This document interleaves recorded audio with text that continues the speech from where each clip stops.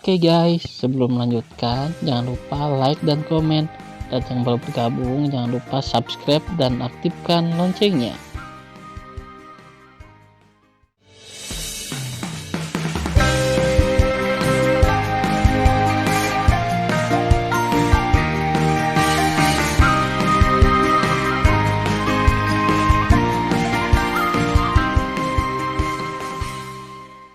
Episode 38. Melanjutkan cerita sebelumnya. Mata Tan Yun sengit, tangan kanannya perlahan mengepal, dan kepala Wang Han hanya terbuka di tangannya, dan tulangnya berubah bentuk. Ah! Wajah Wang Han pucat dan teriakannya membuat kulit kepalanya mati rasa. Fitur wajahnya terdistorsi dan 7 lubangnya dipenuhi dengan gumpalan darah, yang sangat menakutkan. Siapa yang menyuruhmu membunuhku? Tan Yun meraung. Wajah Wang Han membiru dan bergerigi. Dia memandang kematian seolah-olah dia akan pulang dan berkata, "Jing Yun, bunuh jika kamu ingin membunuh. Jangan bicara omong kosong. Persetan, mati." Tan Yun tiba-tiba mengepalkan Wang Han dan mati. Wang Han, Zhuang Zhou menangis sedih. Dia dan Wang Han adalah saudara laki-laki dan perempuan. Saat ini, melihat Wang Han yang meninggal dengan menyedihkan, dia sangat sedih dan marah. "Jing Yun, aku akan membunuhmu." Mata Zhuang Zhou merah dan dia memegang pedang ajaib. Dia mencoba yang terbaik dan meraung untuk membunuh Tan Yun. "Hanya kamu yang tersisa. Apakah kamu masih ingin membunuh Lao Su?" "Bermimpilah." Tan Yun mendominasi, melemparkan tubuh di tangannya ke dalam kehampaan, mengepalkan tangan kanannya, berlari liar dari kehampaan dan membunuh Zhuang Zhou. Ketika Tan Yun kurang dari 10.000 kaki jauhnya dari Zhuang Zhou berkata dengan tegas, "Pergilah ke neraka." Tiba-tiba, Zhuang Zhou mengayunkan pedang dengan kekuatan Raja Suci dari 5 elemen di udara dan memotong leher Tan Yun. Kecepatannya sangat cepat sehingga Tan Yun, yang terluka parah, tidak bisa mengelak. Ketika Zhuang Zhou memutuskan bahwa Tan Yun akan mati, Tan Yun berteriak, "Sangkar spasial!" Berdengung. Segera, kekosongan di sekitar Zhuang Zhou mendidih. Wajah Zhuang Zhou sangat berubah. Dia merasa bahwa ruang di segala arah seperti gunung tak terlihat yang meremas ke arah dirinya sendiri. Zhuang Zhou berteriak ngeri, "Jing Yun, siapa kamu? Mengapa kamu memiliki kualitas waktu dan ruang terbaik selain kualitas angin dan guntur?" Zhuang Zhou benar-benar terpana dengan kualifikasi Tan Yun.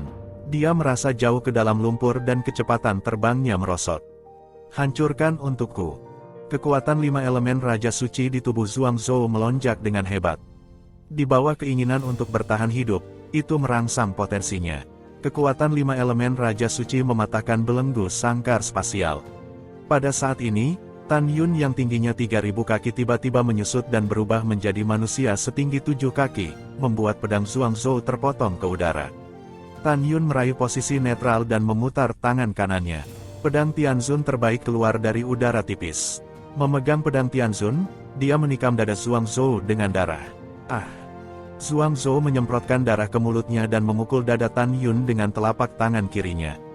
Ketika Tan Yun dipukul dan terbang, tubuhnya berputar ke samping di udara, dan kaki kanannya meledak ke dalam kekosongan seperti cambuk. Dia menariknya di bahu kanan Zhuang Zhou dari atas ke bawah. Retakan. Dalam suara retak tulang yang menakutkan, bahu kanan Zhuang Zhou meledak, darah memercik, dan lengan kanannya terbang menjauh dari tubuhnya. Kekuatan kaki Tan Yun menembus tubuh Zhuang Zhou. Dia menjerit dan jatuh secara vertikal dari udara, menabrak hutan kuno dan tertanam 3 kaki ke tanah. Zhuang Zhou merasakan sakit tulangnya seperti mau hancur. Dia menahan rasa sakit itu. Ketika dia baru saja keluar dari tanah, Tan Yun terbang ke bawah dan menginjak tangan kirinya. Klik, klik. Tulang tangan kiri Zhuang Zhou hancur, dan Tan Yun menginjak seluruh telapak tangan ke dalam lumpur daging. "Kau baru saja mematahkan lenganku, dan aku akan menggandakannya sekarang." Tan Yun berkata, tiba-tiba mengangkat kaki kirinya dan menginjak tulang lengan kiri Zhuang Zhou. Bang bang! Dalam teriakan histeris Zhuang Zhou, Tan Yun mengendalikan kekuatan kaki kanannya dan terus menginjak kepala Zhuang Zhou. Tujuannya adalah untuk memberikan pukulan berat pada Zhuang Zhou. Ketika dia tidak sadar, dia akan menggunakan mata ilahi Hongmeng untuk mengendalikannya. Setelah 3 napas, Zhuang Zhou menjadi sekarat. Tan Yun berjongkok, menundukkan kepalanya dan menunjukkan mata Dewa Hongmeng. Mata bintang itu mengeluarkan cahaya merah yang aneh. Dia bertanya, katakan, siapa orang di balik layar? Itu Raja Yuan. Zhuangzhou tampak kusam. Tan Yun bangkit dan menginjak kepala Zhuangzhou. Tan Yun terengah-engah, dan matanya dingin. Dia berkata diam-diam, Raja Yuan, tunggu aku. Aku akan membunuhmu cepat atau lambat. Pada saat ini, di langit, wanita bertopeng hitam dari Dewa Suci kelas 8 secara bertahap kalah dalam pertempuran sengit dengan Jintong Kunpeng. Tidak, terjerat lagi, orang mati itu adalah aku. Wanita berbaju hitam itu bergumam, menatap Tan Yun dalam kehampaan di bawah, dan sebuah suara enggan terdengar, Jing Yun, meramal nasibmu hari ini, aku akan membunuhmu di masa depan. Begitu suara itu jatuh, ketika wanita berpakaian hitam hendak melarikan diri, sebuah suara pria tiba-tiba terdengar di kehampaan, jangan panik, aku akan membantumu. Pada saat ini, seorang pria bertopeng hitam dengan bau Raja Suci kelas 9 terbang dengan kecepatan tinggi dari ujung langit dan tergantung di belakang wanita itu. Pria berbaju hitam itu tidak lain adalah Feng Chu, jenderal dewa yang dikirim oleh Raja Dewa tertinggi. Kamu siapa? Wanita berbaju hitam itu mengerutkan kening. Kamu tidak perlu tahu siapa aku, kamu hanya perlu tahu bahwa tujuan kita sama. Feng Chu menjawab, cahaya gelap cincin dewa di antara jari-jarinya menyala, dan pedang besar dengan atribut kematian muncul di tangannya. Feng Chu memegang pedang ajaib. Bilahnya menunjuk ke Tan Yun dan berkata dengan suara keras, bajingan, hari ini kamu dan murid emas Kunpeng ini harus mati. Setelah itu, Feng Chu berkata kepada wanita berbaju hitam, aku akan melawan Jintong Kunpeng. Bagus. Suara wanita berbaju hitam berubah menjadi sinar hitam dan menukik ke arah Tan Yun. Tan Yun, yang terluka parah, bergegas ke Jintong Kunpeng dan berkata, Xiaolu, aku mengorbankan perahu dewa terbaik. Kamu mengantarku dan melarikan diri ke tempat rahasia di jurang para dewa yang ganas. Bawa Senzu Tianzun terbaik, mereka tidak bisa mengejar kita. Mendengar pidato itu, Jinglu tiba-tiba membumbung setinggi 10.000 kaki. Sepasang sayap emas yang menghalangi langit dan matahari berkibar dan menukik ke arah Tan Yun dengan kecepatan tinggi, 10% lebih cepat dari wanita berbaju hitam. Membunuh. Feng Chu mengikutinya dengan pedang ajaib. Feng Chu layak menjadi Raja Suci ke-9. Kecepatan terbangnya sedikit lebih cepat dari Jintong Kunpeng. Tentu saja, jika Jinglu bukan binatang suci kelas 7, tapi binatang suci kelas 9, kecepatan terbangnya akan beberapa kali lebih cepat dari Feng Chu. Ketika wanita berbaju hitam hanya berjarak 10.000 kaki dari Tan Yun, pada saat kritis ini, Tan Yun mengorbankan perahu ilahi terbaik.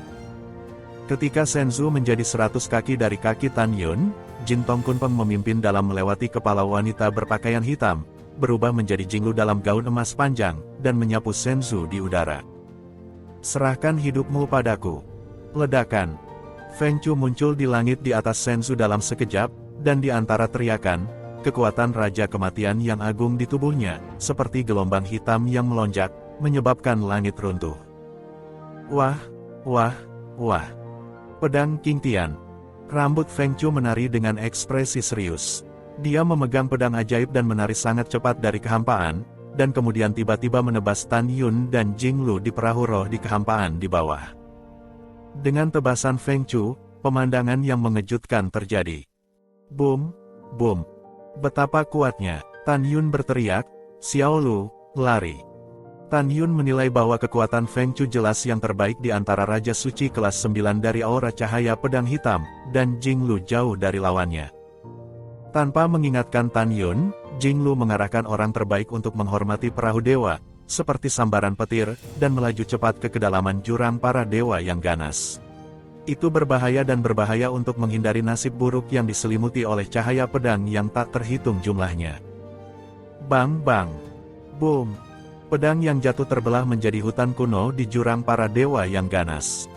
Segera, bumi runtuh dan menghancurkan seluruh hutan kuno. Sial, Feng Chu mengutuk. Dia punya 1000 perhitungan. Dia tidak menyangka bahwa Tan Yun akan memiliki orang-orang terbaik membawa perahu ilahi. Ketika kehampaan beriak seperti air, Feng Chu menawarkan perahu dewa kelas atas 8 tingkat dan menyapa wanita berpakaian hitam itu. Setelah wanita berbaju hitam meraih perahu dewa, Feng Chu mengemudikan perahu dewa untuk mengejar Tan Yun. Anda harus tahu bahwa artefak dibagi menjadi 1 hingga 12 langkah, dan artefak yang dihormati oleh orang-orang berada di atas 12 langkah. Meskipun Rana Feng Chu dapat sepenuhnya merangsang kecepatan terbang dari perahu dewa tingkat 8, perahu dewa yang dikendalikan oleh Jinglu adalah artefak kelas atas. Meskipun Jinglu masih jauh dari mampu memberikan permainan penuh pada kecepatan terbang sebenarnya dari perahu dewa manusia kelas atas, itu masih 30% lebih cepat daripada perahu dewa yang dikendalikan oleh Feng Chu. Di perahu, Ouyang Qianqian terbang keluar dari menara Dewa Lingqiao terbaik di telinga Tan Yun. Dia muncul di depan Tan Yun dengan air mata dan membantu Tan Yun. Melihat penampilan tragis pria yang dicintainya, air mata Ouyang Qianqian mengaburkan pandangannya dan memutar hatinya, "Bagaimana keadaanmu?" "Gadis bodoh, jangan menangis, aku baik-baik saja." Wajah pucat dan tampan Tan Yun menunjukkan senyuman. "Kamu telah terluka seperti ini, dan kamu mengatakan tidak apa-apa." Terisak, Ouyang Qianqian membantu Tan Yun dan terisak, pergi ke menara dewa untuk menyembuhkan. "Ya." Tan Yun dengan lembut menyeka air mata di wajah cantik Ouyang Qianqian dengan tangan kanannya. Segera, dia mempersembahkan menara Dewa Lingqiao dan duduk di lantai dalam. Seperempat setelah waktu di luar. Ledakan. Pintu menara terbuka perlahan. Tan Yun, yang pulih dari cederanya, mengenakan jubah putih dan melangkah keluar. Melihat Tan Yun sehat, Ouyang Qianqian melemparkan dirinya ke pelukan Tan Yun dengan gembira. Setelah Tan Yun menundukkan kepalanya dan mencium kening Qianqian, Qianqian tersenyum seperti bunga dan meninggalkan lengan Tan Yun. Pada saat berikutnya, wajah Tan Yun tiba-tiba menjadi dingin. Dia datang ke tepi Senzu selangkah demi selangkah dan melihat pria dan wanita bertopeng di Senzu ratusan abadi di belakang. Suara ketidakpedulian jelas terdengar di telinga mereka. Wanita bertopeng, "Aku tahu kamu dikirim oleh Raja Yuan." Pria bertopeng, "Kamu pikir kamu bertopeng dan sengaja mengubah suaramu, jadi aku tidak tahu siapa kamu. Kamu anjing, bukankah kamu Jenderal Dewa dari Kerajaan Suci kelas 9 yang menjaga benteng perbatasan di luar wilayah dan aula ruang waktu dari kota militer tertinggi?" Hati Feng Chu berdegup kencang. Tanpa diduga, identitasnya terlihat. Segera, Feng Chu diam-diam berkata, "Aku menutupi wajahku dan suaraku berubah. Bagaimana dia bisa melihatku? Aku mengerti, dia menipuku." Pada titik ini, Feng Chu menyeringai dan berkata, "Jing Yun, apakah kamu berencana untuk menanam Raja Dewa Tertinggi?" "Menanam?" Tan Yun memandang Feng Chu seperti orang idiot. "Kamu memiliki tahi lalat kecil di ujung alis kananmu. Ketika aku berada di aula ruang waktu kota militer tertinggi, aku benar-benar melihatnya. Dan sorot matamu persis sama dengan Jenderal Dewa yang menjaga aula ruang dan waktu kota militer tertinggi. Semua jenis tanda telah mengungkap identitasmu. Jika aku tidak salah, apakah Raja Dewa Tertinggi membuatmu datang?" Melihat identitasnya terungkap, mata Feng Chu dipenuhi dengan rasa ingin membunuh. "Jing Yun, kamu tahu terlalu banyak. Kali ini, kamu harus mati." Pada saat yang sama, Feng Chu tahu bahwa jika dia tidak membunuh Tan Yun kali ini, dia akan benar-benar memiliki masalah besar. Dalam hati Feng Chu, begitu Tan Yun memberitahu Ling Xia Tianzun bahwa dia adalah Raja Dewa Tertinggi, Ling Xia Tianzun akan murka saat itu. Bahkan jika Raja Dewa Tertinggi adalah di sekitar Ling Xia Tianzun, dia tidak bisa lepas dari tanggung jawab. Dan jika Anda mengacaukan segalanya, Anda akan dikutuk oleh Raja Dewa Tertinggi, dan saya khawatir Anda tidak akan melarikan diri. Namun, Feng Chu tidak tahu bahwa dengan kepribadian Tan Yun, dia tidak akan pernah menggunakan tangan Ling Xia Tianzun untuk berurusan dengan Raja Dewa Tertinggi. Tidak diragukan lagi bahwa yang paling dibenci Tan Yun adalah Raja Dewa Tertinggi, Zhan Peng dan Ling Xia Tianzun. Ketiganya dulu adalah orang yang dia percayai, tetapi mereka mengkhianati dan mengkhianati diri mereka sendiri. Balas dendam ini harus dibalaskan oleh dirimu sendiri. Karena itu, Tan Yun tidak akan pernah memberitahu Ling Xia Tianzun apa yang terjadi hari ini. "Aku harus mati." Tan Yun memandang Feng Chu yang secara bertahap dibuang sendiri dan tersenyum. "Idiot, kamu bisa menyusulku dulu." Setelah itu, Tan Yun mengabaikan Feng Chu. Hari ke-12 telah berlalu. Di jurang para dewa yang ganas, Feng Chu dan wanita berbaju hitam itu gemetar karena marah di kapal ilahi terbaik tingkat 8, karena Tan Yun telah menghilang dari kesadaran ilahi mereka. Itu berarti Jinglu mengendalikan perahu ilahi dan berhasil lolos dari pengejaran mereka. Apa sekarang? Wanita berbaju hitam itu melirik Feng Chu dengan mata khawatir. Jing Yun harus mati, jika tidak Jing Yun akan memberitahu Tuan Tianzun tentang hal ini. Pada saat itu, Dewa Yuan dan Dewa tertinggi akan menderita. Feng Chu mengangguk setuju. Matanya dingin dan berkata dengan suara yang dalam, ada hutan 50 juta mil di depan. Ini adalah batas tersempit dari jurang para dewa yang ganas, dan itu juga satu-satunya tempat untuk meninggalkan kedalaman jurang yang ganas. Dewa-dewa, Jin Tong Kun Peng dan Jing Yun, mustahil untuk bersembunyi di kedalaman para dewa dan jurang yang ganas seumur hidup. Kami berlatih diam-diam di hutan sambil menunggu mereka keluar, mengambil keuntungan dari situasi, mencegat mereka. Mendengar pidato itu, wanita berbaju hitam itu mengangguk dan berkata, baiklah, untuk rencana hari ini, hanya itu satu-satunya cara. Mata Feng Chu berkedip, indera spiritualku lebih kuat darimu. Ketika aku tiba di hutan, aku akan melepaskan indera spiritual dan menutupi hutan untuk pengawasan. Jika Anda melepaskan kesadaran ilahi Anda, begitu Jing Yun dan Jin Tong Kun Peng menyadarinya, akan sulit bagi kami untuk menangkap mereka. Oke, dengarkan kamu. Setelah wanita berpakaian hitam menjawab, Feng Chu mengarahkan Shenzhou untuk terbang 50 juta mil dan mengintai di hutan. Pada saat yang sama, bagian terdalam dari jurang para dewa. Setelah Tan Yun memutuskan bahwa tidak ada seorang pun di sekitarnya, dia membiarkan Jinglu dan Ouyang Qian memasuki menara Dewa Ling Qiao di telinganya. Selanjutnya, Tan Yun terbang ke Gua Dewa Walet. Di Gua Tunsen, bila angin gelap yang lebat seperti kumpulan ikan raksasa yang berenang dengan kecepatan tinggi di dalam gua.